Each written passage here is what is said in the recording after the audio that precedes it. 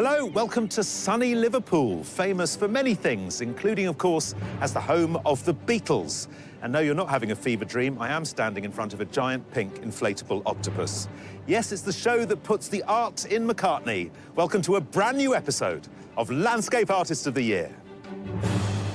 In this year's search for Britain's chart-topping landscape artist, 2,000 applied, with just 48 selected to take the stage across 6 epic heats. As landscape mania has swept the nation, our artists have had to cope with everything from mind-blowing vistas to scorching temperatures. I think I might just go and jump in the river because I am fading fast. Along with the inevitable summer downpour. We arrived and the heavens opened, there was thunder and lightning. The prize they're competing for is a £10,000 commission for the Science Museum, celebrating the stark beauty of Orkney and its key role in the sustainable energy revolution. As ever, it's our 3 eminent judges the artists need to impress: Kate Bryan, Taishan Schierenberg and Kathleen Soriano. Well, this is looking lovely, so I'll just take that. And no festival of art is complete without a support act, the Landscape Artist Wildcards. There's an ice cream truck over there as well. No, that's we want to go in as far as this. No, but I mean to get an ice cream, not to paint. Oh, yeah. So, as they step into our octopus's garden, who will come up smelling of roses? A little bit worrying, but we're not going to worry. We're going to paint. And who will get lost in the undergrowth? Is painting relaxing for you? No. Right. It's absolute pain. I want to leave you to... Suffer. To suffer.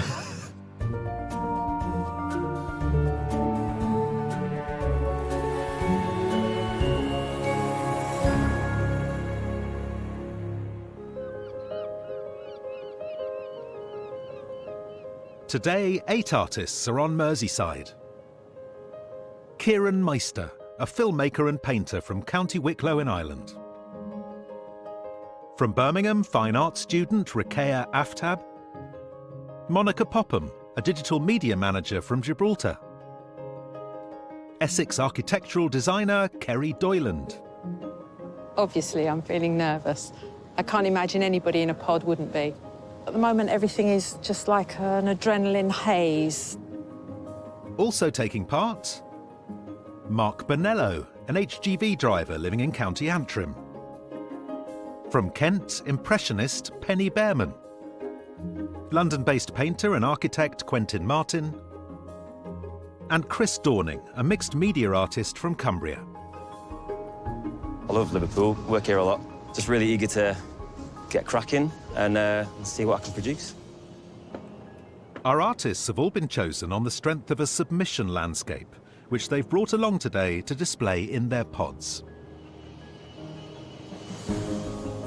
But as they settle in and steel themselves for the day ahead, the intense morning sunshine is already causing concern.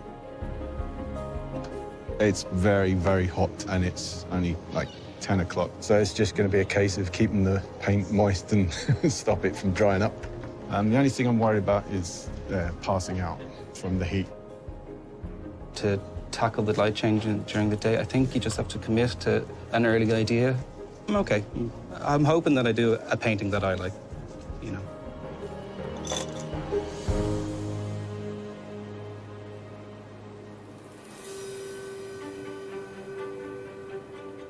Artists, you don't have 8 days a week. You have 4 hours to complete your landscapes. Don't let me down. Your time starts now.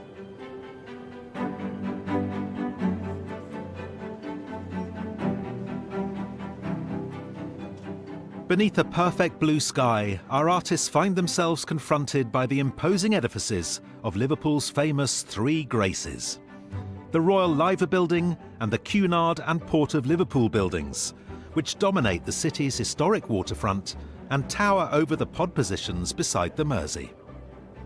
But it's not just intricate architecture and dazzling sunshine that could make suckers of our artists today. Just got here and there's a huge octopus in the way, and I don't want to paint it at all. Yeah, I'm not sure about the octopus. Maybe it'll have a tentacle coming in. Who knows? Maybe when the heat gets to my head. The thing I'm concerned about with this magnificent view is that I don't think I'm going to fit all of it in the canvas. And whether I can really cope with a pink octopus, I'm not so sure.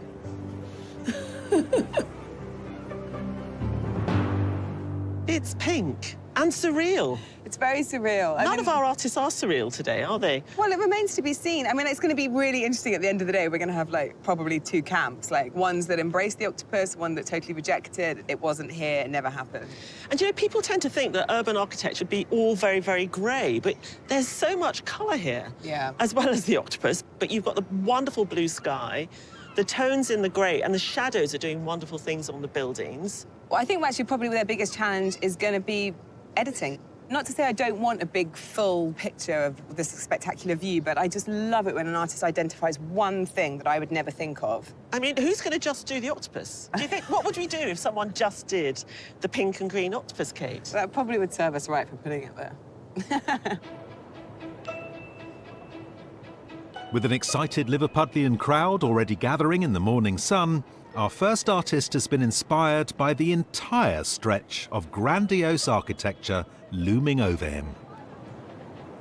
The view is quite complicated, but the whole experience of this place is seeing all three of them together in this very linear way. The composition actually lends itself to quite a long format, I think.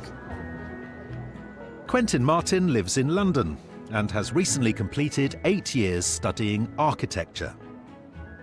But it's rural rather than urban scenes that tend to inspire his work, as in his expressive oil painting of a panoramic river view close to his family home in Dorset. Quentin, that's a beautiful submission. It's very lyrical, it's very painterly. It's a large vista, but it actually is very intimate. Thank you.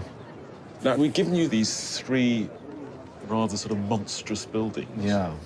Tell me what your thoughts are about tackling them. Well, although they're very blocky, they lend themselves, I think, to a very horizontal composition. That's basically about the rhythm of these sort of turrets and these domes and the towers and the shapes that they make in between them. Well, look, your drawing is appearing very slowly. There's obviously a lot to deal with. I'll let you tackle it. Thank you. While Quentin takes on the whole breadth of today's epic view, our next artist is being more selective. I tend to normally work with urban scenes, so I've gone like vertically. Kind of want to focus in on the foreground and then have the building in the back. Ruqayya Aftab is in the second year of a fine art degree at Birmingham City University. Her submission, a monochrome woodcut print of a bustling market in Pakistan, took around 3 months to complete. So faced with today's colossal built environment, she's changing tack entirely. Ruqayya, you gave us this wonderful engraving, and we were taken with its sort of incredible sort of long view and the intensity of activity going on. But you're not doing engraving today. What made you make that decision?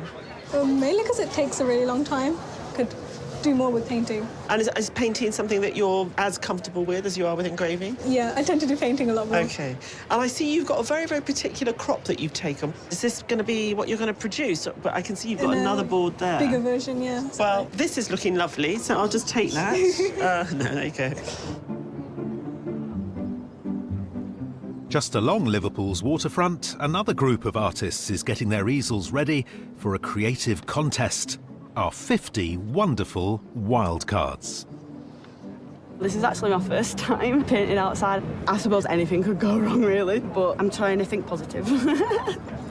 I got an F for my GCSE art, and after that, I never touched art again. In the lockdown, a friend of mine gave me an easel, and once I got that first brushstroke on, I was absolutely hooked. It changed my life completely. There's a bit of a camaraderie kind of feel. There's no kind of competitiveness that I felt yet, anyway. It's great to be kind of around everybody that just loves art as much as I do. One of today's wildcards will win the chance of a place in the pods in the semi-final. Tell me why you're painting the ferry building when there's some of the most beautiful architecture in the country to your right. I'm going to do the contrast of the liver building there, you see. Oh, you've got the live building in the corner, yeah. Just there. Right. There's a nice cream truck over there as well. No, I want to go in as far as this No, but I mean to get an ice cream, not to paint. Oh, yeah.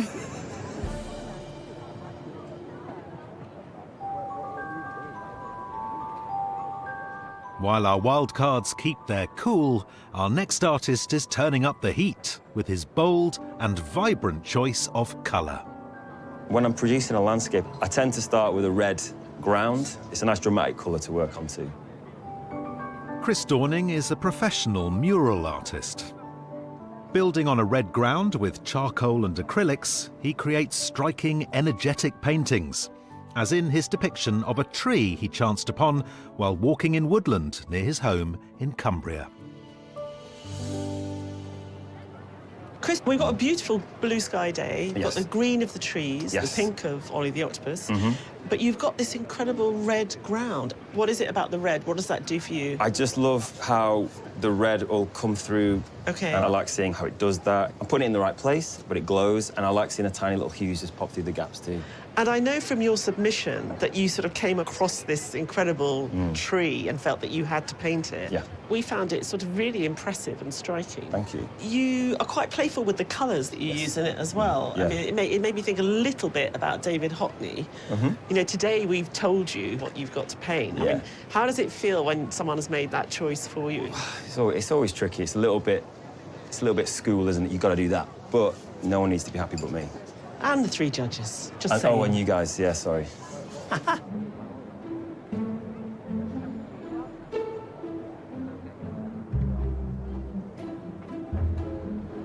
When I create a landscape, I tend to zoom in into the areas that I find contrasting, which normally involves shadows and light and colourful areas of the scene. So I've chosen to focus on, I don't know the name of the building, that one. Born and raised in Gibraltar, Monica Popham is captivated by everyday urban landscapes. Her acrylic rendering of a window and washing line back home was completed in 6 hours and features her signature tightly cropped framing. Monica, you have to be such a good editor when we present you with quite a spectacular, abundant urban scene as this. Why have you particularly chosen this part, the main rotunda on this extraordinary building here? I quite like the dramatic effect of the light against the columns. But you didn't go for the dome. I mean, you've given us quite a brutal chop. I just find it quite interesting if you get rid of all the noise at the back and then focus on the shadows and the light. Okay. So let's talk about your submission. It's this gorgeous tiny painting. I was so attracted to it because it was such an unassuming scene. What made you decide that this was worthy of being painted? Well, I walked past this building back at home in Gibraltar, with the light especially and the colours, it was all quite attractive. But it's the same with this one, it was such a huge building. But if you crop it to quite a small scene, it was interesting. Okay. Wow, there's a lot to get done, so I'll leave you to it. Yeah, thank you.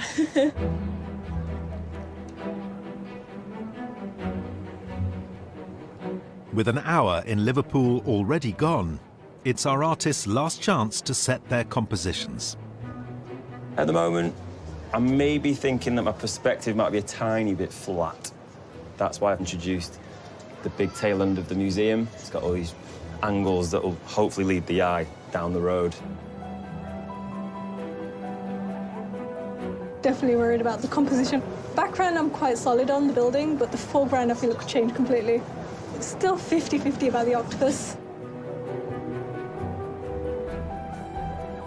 I think the long composition was a good idea. But the thing that could go wrong is the architecture doesn't read as being accurate. If you don't recognize it as the Three Graces, that'd be terrible.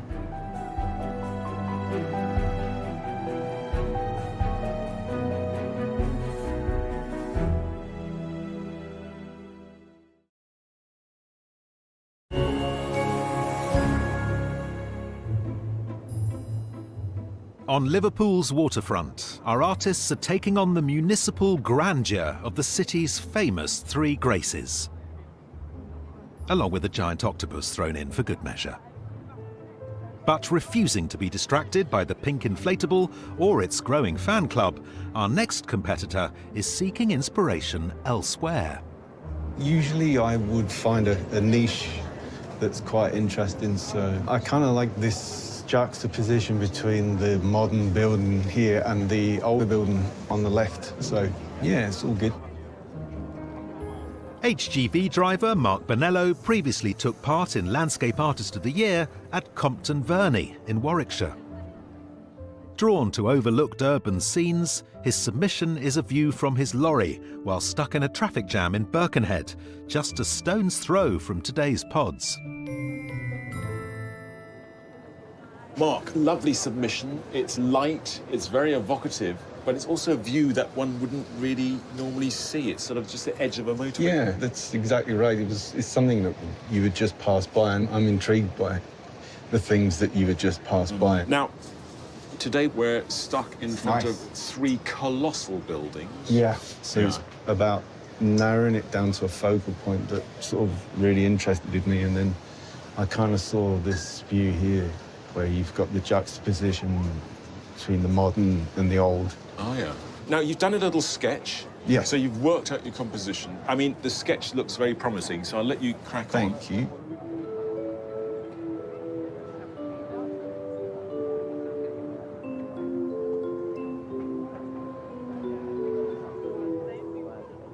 Today's view is a hell of a challenge because it's so monotone. Apart from the obvious big pink octopus on the scene, I love colour, so I'll get as much colour into those grey, creamy white buildings as I possibly can. Kerry Doyland from Southend-on-Sea uses acrylic paints to create vibrant, slightly abstracted landscapes. Her submission shows a deserted terrace at the Venice Hotel where she took her first holiday after losing her husband to COVID in 2020. Kerry, this is a beautiful submission. You really transport me to this terrace. It's full of emotion as well. You feel it. It's brimming over. Thank you. And I love your use of colour. I was curious, did you start with like a very strong orange, like quite bright? Okay. I did, which is where I am exactly at the that moment. here. Yeah. Okay. Is it something you always use, this sort of intense orange at the beginning? Yeah, but because these buildings are sort of pale, yellowy, grey, white, I've gone in with sort of lilacs and purples in the shadows. So a slightly different colour register. A different colour register. Well, listen, to put together these like purples and mauves with these sort of more acidic oranges, you really tread a fine line. You get away with a lot. I hope we get to see that at play today. Oh, goodness, so do I.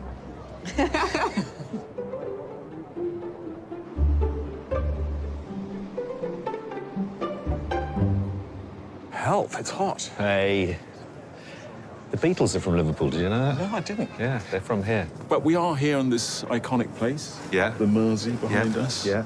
These 3 fabulous buildings, these monoliths. I mean, there's so much information. I mean, how do you even begin? So you've got to look at the beautiful cupolas, the towers, you've got to look at the shadows, you've got to edit it down, you've got to find something organic to counterpoint it. There is a huge pink octopus, which could count as an organic shape. Talk about the octopus. That's an option for them, is it? It is a very interesting option, but none of it doesn't really work with the rest of it. You might think, what the hell is that about? So it needs to make sense. So, yes, a bonkers, surreal kind of day. Lots of stuff for the artists to get their teeth into. Yeah. Well, we've got a gig on the roof in 10 minutes, so we better go and get ready. Okay. Liverpool may be on show in all its glory for our artists today, but for one, there's no place like home. Where I'm from in Ireland is very green and lush. That building is very scary and imposing. It's like something out of a Batman film. So a bit of foliage in the front. It's a bit more meeting. An experienced portrait artist, Kieran Meister has recently begun to turn his hand to landscapes. He's developed a style using broad vertical strokes that he builds up in layers, employed in his arresting portrayal of a misty valley in his native County Wicklow. Kieran, you were clearly not going to just focus in on the pure architecture. No, I don't think so. I don't know if I have the ability to capture the structure itself. What do you normally paint? Definitely rural. But I think you've made such an intelligent choice. I mean, what you've done is really emphasise the fact that there are a lot of trees there and they're beautiful and they've been planted to offset the architecture. So tell me about your submission. It's here. It's absolutely gorgeous. I love the fact that it's almost like a tapestry. Yeah, it's something I've been working on where I've just been working in verticals. So, like, trying to find the colours and then build on top of that. Well, I can see your vision. And what I like so far is it's really capturing the intensity of today. Cool, thank you. From an artist doing his best to avoid Liverpool's three graces, to one tackling them warts and all. To try and make them look a bit hardcore is much more important than making them look pretty.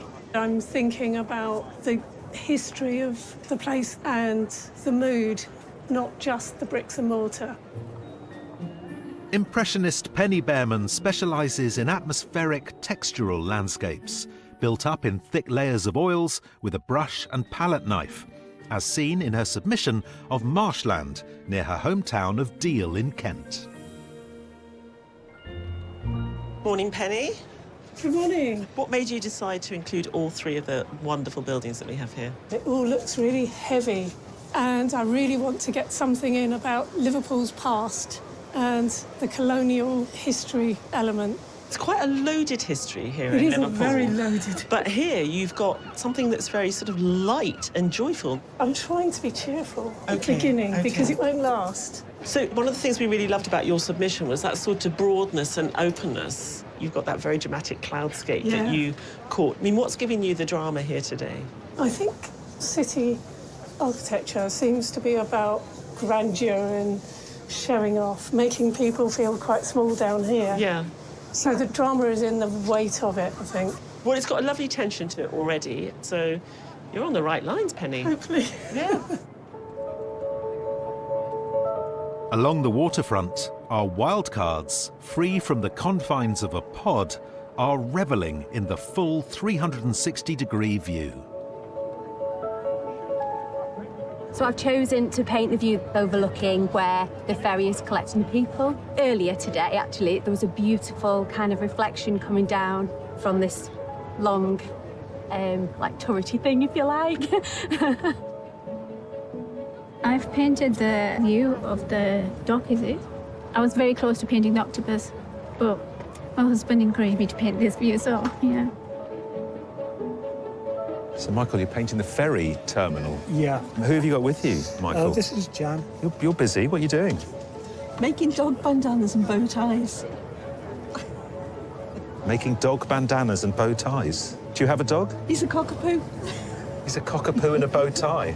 Will he be along later to see us? He might be. Right. He's We'll probably got an appointment with his tailor. Well, you know, these things happen.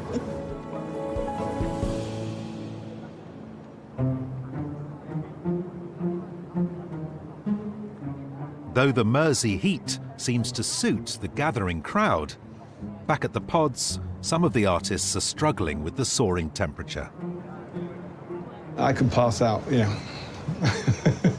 Every time I make a mix, it just dries out instantly, you know, so I'm having to constantly add some thinners to it.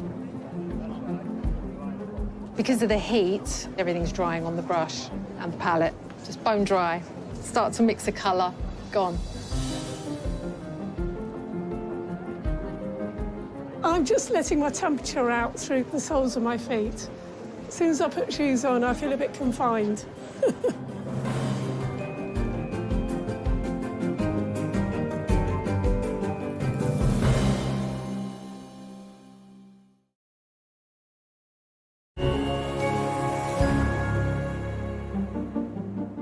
On Merseyside, our artists are depicting Liverpool's famous three graces in their own landscape works of art. But capturing the architectural detail of the imposing vista is causing problems. So the composition is long format. I've blocked in all the major areas of tone, but I don't know, there's part of me is thinking, oh my God, am I going to be able to get all the relevant information in? Because I've cropped the top and I've cropped the bottom. Something about it just doesn't look right. I think it might be the perspective. A bit nervous. I thought I'd be further on than I am, to be honest. For Kerry, though, it's not only the buildings that have her fishing around for the right composition. Because the octopus was provided for us, I thought, well, maybe we're being encouraged to include a little bit of something cheesy today. So I'm painting in the Fab Four. George, Paul, Ringo and John. It's our own Fab 3 the artists need to impress. So at the halfway point of the competition, who do they think is hitting the right notes? So our artists today seem to have fallen into two camps, faced with this epic view. They're either giving us it all, or they're zooming in. Quentin's giving us a big vista. It's this lovely sweep that he's given us, and he's approaching these buildings in a really interesting way. I kind of feel with Quentin, at the moment, he's giving us an architectural study, and I'm missing that sort of wristy painterliness. But I'm hoping, as it goes forward, that we'll get a bit more of the sort of interpretation, actually. Ruqayyah is a young artist. I sense a bit of tentativeness there. Yeah, with Ruqayyah, it's difficult to see where her work is going because we only know her monochrome work. Yeah, I mean, I think Ruqayyah was one of the artists today that made a quick editorial decision. There's too much there for me. I'm just going to focus on this slice. And I'm worried it's too conventional. It's so interesting seeing what clearly interests each artist. And Mark is a good example of that. You know, he's found this juxtaposition of the modern museum, Liverpool, and one of the three graces. I think Mark's interesting. You know, we're all staring in this direction. What about this here? This is important. This is interesting. He's got a palette that he's familiar with, and he's kept it small. He seems very relaxed. I've got a confidence in him. Kerry's giving us some wonderful colour to a view that is essentially grey. And I think she's one of a couple of artists that have gone for this very strong background colour. The register she's chosen today is quite harsh. I think she's going to solve all of that, though. The thing that I don't know how well she'll be able to resolve is this Beatles business, putting in the bronze of the 4 Beatles. Very dangerous territory. Kieran has found a verdant landscape in one of the least verdant places we've ever been. Yeah, Kieran's basically pushed all the architecture out of the way. Out, get out of my way. I want to get to the green stuff. Kieran's work early on had that very sort of vertical, tentative touch, and he's lost that vibrancy, so he really needs to go back then and find those subtleties. Penny's giving us a very sort of impressionistic view. I find Penny, of all the artists, is actually giving me an experience of today. The heat, there's light bouncing around her painting. The other thing I really like is the transparency of the paint. And you look at her submission, it's really heavy and dark and textured. So I'm nervous that that's what she's going to do with the second half of the day. Monica's really zoomed in, hasn't she? Yeah, because she's gone for that cupola.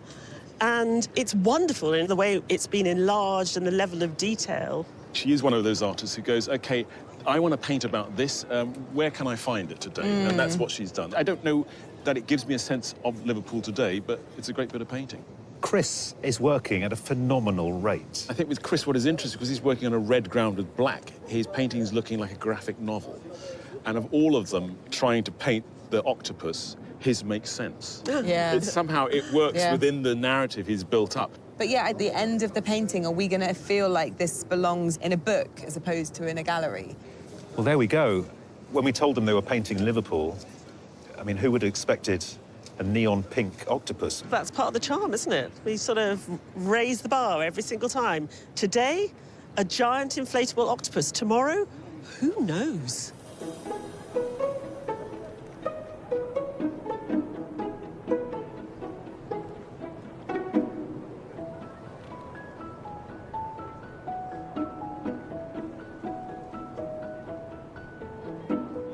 Chris, are you listening to any of the people walking past you?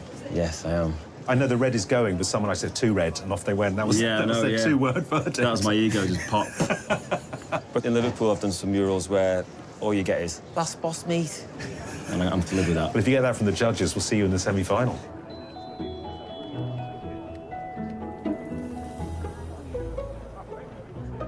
Ruqayyah, you put one solitary figure in. You know, we often go to populated scenes, and so, you know, there are people in it. Why did you choose just one person? At the moment, it's just one. Like, if it was up to me, if I had a lot of time, I'd have, like, hundreds of people in there. Oh, interesting. Well, I'm curious, is this lone visitor in your painting going to have any friends by the end of the day? Known collectively as the 3 Graces, after the Greek goddesses of charm, beauty and creativity, the Royal Liver, Cunard and Port of Liverpool buildings have been the stars of Liverpool's waterfront since the early 20th century. The three pierhead buildings were built on the site of the former George's Dock. These buildings were quite forward-looking for their time. They were all designed to be quite showy, but to be individual as well. The Port of Liverpool building came first in 1907, followed a year later by the Royal Liver building, home to the Royal Liver Assurance Company. At almost 104 metres tall, it was one of Britain's first skyscrapers. But it's what sits on top that cemented the building's place in Merseyside folklore. The liver birds are very much mascots of Liverpool. The female one, Bella, is the one who looks out to sea to look for the sailors coming in, and the male, Bertie, is the one who looks inland and sort of coming home and looking at the city. There's a myth that should the two liver birds fly away, the city of Liverpool ceases to exist. In 1914, the Cunard building, headquarters to the Cunard Line Shipping Company, was erected between the two, creating an imposing waterfront welcome to the city. They were meant to be received as you arrive by ship from the sea and down the River Mersey. And I think a lot of people arriving in Liverpool recognise the buildings and know that they're home. Now offices, the Three Graces endure as a symbol of Liverpool's history as a port city of global importance. A legacy that has shaped its cultural, social and artistic spirit and imbued Merseyside with the unique character it has today. Down in front of the Three Graces, school's almost out for our wildcards. I was a student here at art college in the 60s, Right. but I never did anything like this. And I have to say, this picture does take you slightly back in time. You've taken away the road, taken out all the people. Well, if I had a few days, I probably would put all those things in. Right, okay. Claire, you produced two amazing views across the Mersey, totally believable. Are you local? I've come from Cornwall. What? Well, look, I get immediately transported. I know exactly what you're talking about in terms of light and texture and water, so I mean, it's really, really impressive. Thank you. Our three judges now face a difficult decision. Only one artist can prevail, but with today's wildcard split into two distinct camps, will they choose someone who's tackled the architecture head-on, or an artist who has turned to face the river? You are wildcard winner! Congratulations! Well done. And it's Melanie Thorne-Potton's sophisticated depiction of light catching the Mersey's surface that's the judges' favourite today. Just love the way that you're able to capture the water. It's just really believable. It's a really interesting use of the language. Thank you. Impressionistic without being too impressionistic. Yeah, it really feels like today. Fantastic, thank you. Well done. I'm a bit speechless, actually. Yeah, really, really pleased. Means a lot. I think my best friend's got a big part to play in today. She's pretty much had the umbrella held for me the whole day, so I'm very grateful to her. Melanie from Gloucestershire will enter a pool of wildcard winners from all 6 heats, one of whom will be selected for a place in the semi-final.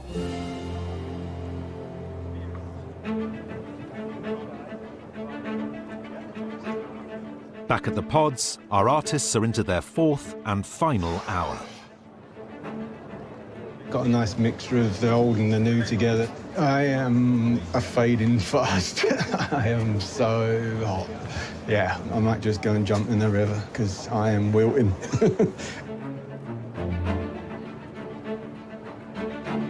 I wanted to use the trees to frame the composition, but I still have to work on the building, I think. I need to figure out how much detail I'm going to put into it. I don't want to overwork it. That's one thing I'm worried about. I want to get weight into the buildings. The sort of colonial past, I want it to look a little bit kind of ugly. So I had to build up the texture quite a bit more. It gets messy from here on in.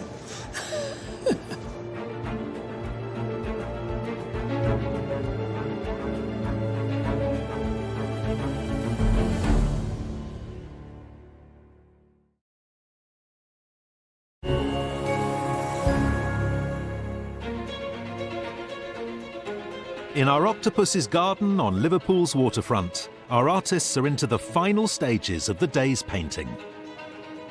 And the changing weather is still keeping them on their toes. Quentin, never let it be said that you don't respond to the conditions. The sky is just clouded over a little bit and whoomph. Yeah, no, I just wasn't particularly happy with the way the blue was sitting. Why? It was a bit kind of yucky. This is giving it a different edge. After standing back, I've realised that the bottom part of the canvas hasn't got enough detail. But we're not going to worry, we're going to paint. So the red's mostly left where my brush can't get to. If I'm honest, my main concern might be that it's a bit dark, but it's Liverpool. It's not always Venice. Artists, here comes the sun and the last 5 minutes of the competition. You have 5 minutes left.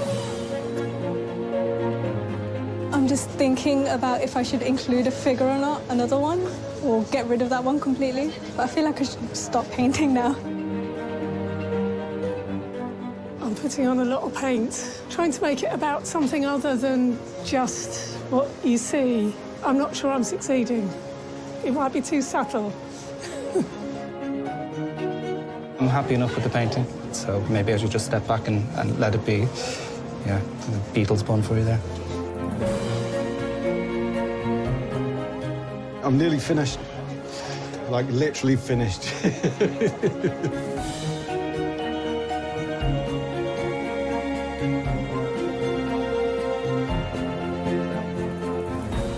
Artists, your time is up. Please stop what you're doing and step away from your easels.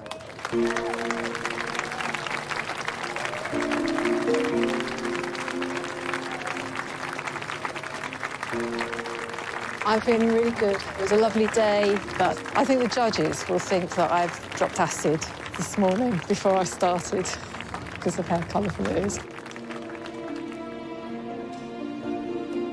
Just one of our 8 artists can make it to the semi-final. So while they take a break, the judges begin by narrowing the selection down to a short list of 3. You know, I think Olive the Octopus has got a lot to answer for. I think the pink has infected nearly every single one of these paintings. I also think that today we had artists that, you know, they had to make an editorial decision and stick to it. I love the landscape format that Quentin's used and the fact that he went for all 3 buildings. I thought that it was more dramatic before he put the sky in, but I love the treatment of the building. I mean, this view, there's so much detail, and he's found a shorthand to produce a very convincing sense of space and where we are. Mark, in a similar way, I think it's a really beautiful rendition of this space we're in. I love his contrariness as an artist, where he'll find a view that you sort of haven't given him. He found this tiny little corner, sort of over here, full of story, you know, in the way that you've got the modern jarring against the historic. It's a really solid piece today. I loved what Rukeya did because actually her painting feels literally like today. You know, the clarity, the brightness. Yeah, I must say I got it wrong at lunchtime. I saw Rukeya's composition, you know, it's flat onto the building, and actually she's resolved that issue by creating that space in the foreground and added to that the surreal sort of solitary figure. I love the way Monica uses colour. I love her eye. You know, she's just zoomed right on up there and chosen what to leave out in an intelligent way. But I think what really makes her paintings alive is there's so many straight lines and none of them are straight. They're all handmade. So it gives it a very sort of natural, organic feel. So, yeah, very clever painter. I love Kerry's painting. I think she's a great colorist. And actually, the thing that I like most about it actually is these very strange, peculiar purple shadows. You know, she stayed on the right side by having those Beatles figures not quite appear. But the psychedelic nature of it, it's sort of too reductive for me. Liverpool's a complicated and rich city. I feel this is a bit one note. With Kieran, I feel like I've fallen into his verdant, lush landscape that he sort of brought with him in his head. And that fantastic tower, which is heavenly almost. It's of here, but it's not of here at the same time. And he's done some really intense, beautiful things with the foliage in the foreground here. And it's original, this sort of vertical mark making. Penny's really worked her painting today. It's like she's been digging in the garden. I always like a painter who chucks it on and sees what happens. I feel like with Penny, I'm mourning a painting that I saw earlier today. It's underneath that paint. Yeah. And it had a transparency and a lightness of touch to it. Chris gave us that sort of burning, almost fluorescent red this morning, and we're only left with hints of it. But I do worry that by giving these buildings this red and black outline that's stepping too much into illustration, you know, you could imagine that, like, Batman's come to defeat the octopus or something. He's given us a completely different style to everybody else. I mean, that's what we want, isn't it? To make it even harder for us to pick someone to go forward. And that is absolutely what I feel that we've got today. Yeah.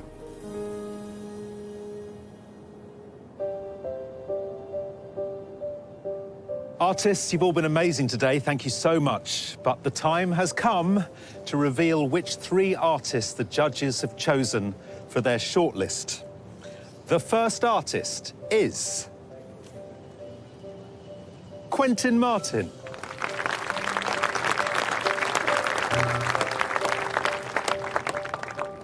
The second artist on the shortlist is Ruqayyah Aftab.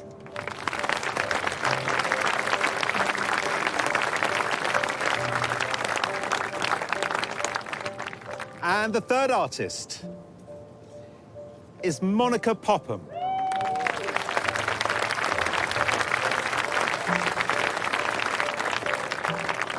Thank you to all of you. I hope the rest of you are not too disappointed, but you should be very proud of what you achieved today. Thank you. The judges are now faced with choosing today's winner. To help them decide, they also take the 3 artists' submission works into consideration. Here we are in front of the 3 Graces with the 3 artists you have graced with a place on the shortlist. And we talked earlier about the variety of choices, the give us everything, give us a bit, zoom in, and we've got one of each. So Quentin gave us a dramatically lit facade of the buildings, and his submission, this lily-covered pond. I mean, similarities with Quentin are the way he puts paint down. He finds a very sort of brief, cursory language to tell us about, in this case, a little island on a lake. And today, in a very loose manner, he's given us these 3 monumental buildings. So very good at picking up the essentials in a beautiful, painterly way. I love that central building. He's made it the centre of attention in many ways.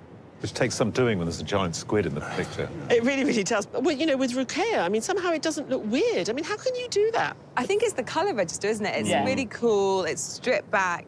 And I think if you compare it to her submission, you see she's looking for cities that are populated, and you see it in both works, just in really different ways. Not just because the medium is so different, but I think in both of them, she puts an awful lot of information in there, but manages not to overwhelm us. Monica's world is quite a graphic world, but because I think the colours that she uses, it takes us into the painterly. They're quiet, inconsequential moments that have heat and space, and, you know, wonderful use of shadow. You can see whatever's hanging on the washing line casting a shadow. And we've got lovely shadowy passages here at the bottom of the tower, for example. It's curious, isn't it? Because they do take you to different places, so it's quite complicated when you have this range of possibilities to choose who's going to go forward, actually. Well, choose you must. You've got to pick one to be today's winner. I have an inkling who it might be. Oh, do you? I'm off to put a couple of squid on it.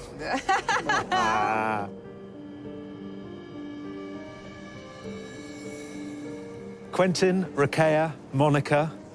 To get to this point is a win in itself, but only one of you can go through to the semi-final. The artist the judges have selected is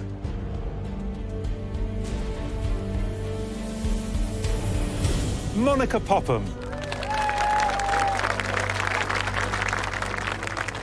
How did that happen? I honestly can't believe it. Completely shocked. We gave Monica this huge municipal stack of buildings, and she chose just one turret. But by finding the right light, the right shadows, and the right sort of composition, she gave us the heat of the day, she gave us a sense of looking up in awe at these huge buildings, and all on a painting that was this size, which is just extraordinary. The plan for this evening is to drive home because I've got work tomorrow, so back to reality. And an ice bath would be quite nice. If you'd like to spend a day in the life of a pod artist in next year's competition, or want to find out more about the work of our featured artists, visit skyartsartistoftheyear.tv. Next time, we're in Kent. I'm not a fan of bright green, so it would be a challenge today. As 8 new artists put their necks on the line at Hever Castle, home of Henry VIII's ill-fated second wife. It's extraordinary. It's sort of drenched with Anne Boleyn, isn't it? So who'll be for the chop? Got a panic now. And whose work will be their crowning achievement? Apart from not having 3 hands, it's going great.